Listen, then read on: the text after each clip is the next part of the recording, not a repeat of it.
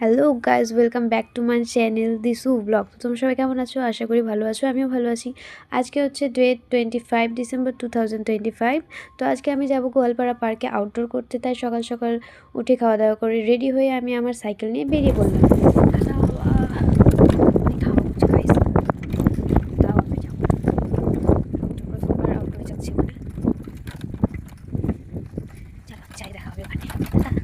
দেন আমি পৌঁছে গেলাম আমার কাকার বাড়ি এবং সেখান থেকে একটি স্কার্ফ নিয়ে আমি বাড়ির থেকে রওনা দিলাম।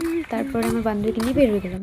দাঁড়ি যদি আজকে চুল্লু খেতে চায়, ঠিক আছে, আমার তরফ থেকে যত পেটি দারু খেতে পারে আমি খাবো। চুল্লু দারু না, আমার চুল্লু ঠিক আছে, তুমি রেডি রাখো, আমি আসতেছি। তাহলে আমাকে আজকে ভিডিওটা দিস, আমি পোস্ট করব, তুমি কি পোস্ট করবে?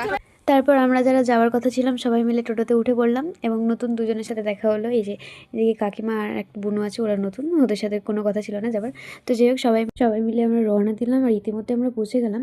তো আমার বান্ধবী তো টিকিট নিয়েই নিয়েছিল আগের থেকে, আর এই দাদা আমাদের তিনজনের জন্য টিকিটটা নিয়ে নিল। তারপরে আমরা এদিক দিয়ে ঢুকলাম আর ওই দিক দিয়ে যেহেতু টিকিট যারা নিয়ে নিয়েছে ওদের আলাদা লাইন, তাই বিউটি ওই দিক দিয়ে ঢুকলাম। এই পার্কে আমি ঠিক 1 বছর আগে এসেছিলাম, ঠিক এই দিনটাতেই এসেছিলাম।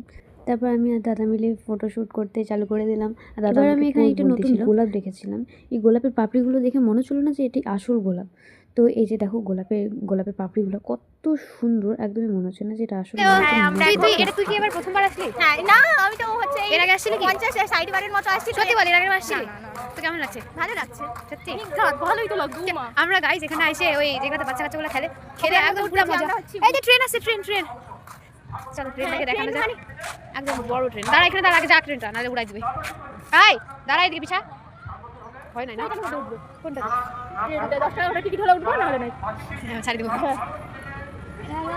যেই আমার হাওয়া তোমাকে ছুঁয়ে উড়ে গেল মন বাইনা দুনিয়া। আর দেখাচ্ছি, আরেকটা জিনিস দেখাচ্ছি, চলো। আমরা এইদিকে খেলতেছি এই খেলার ইস্যুগুলোতে, আর এইদিকে ইনারা মাস্ত একা একা দারুণ ছবি তুলছে। এ কিছু বলার নাই, এই যে মজা হয়ে গেছে। আমরা ওদিকে কিসে করছি? তোমরা কি আমাদেরকে ছবি তুলে দিবা? তোমাদের কাছে তো ফোন আছে, ছবি তুলে দিবা? ফোন তো আছে, ছবি তুলে দিবা? পরে দিবে। তোমাদের কাছে তো ফোন আছে।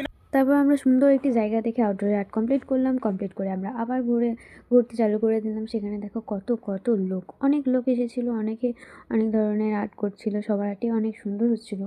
তারপর আমাদের ঘোরা হলো, অনেকের সাথে দেখা হলো, ছবি তোলা হলো, টিফিন নেওয়া হলো। আর আসার সময় রাকেশ দা আমাকে বলেছিল যে এখান থেকে দেবপুরি খুব একটা দূরে না, কাছেই। তো আমি ভাবছিলাম আজকে আমি যাব, কারণ আমি এর আগে কোনোদিনও যাইনি।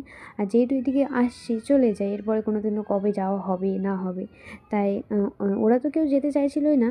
আমি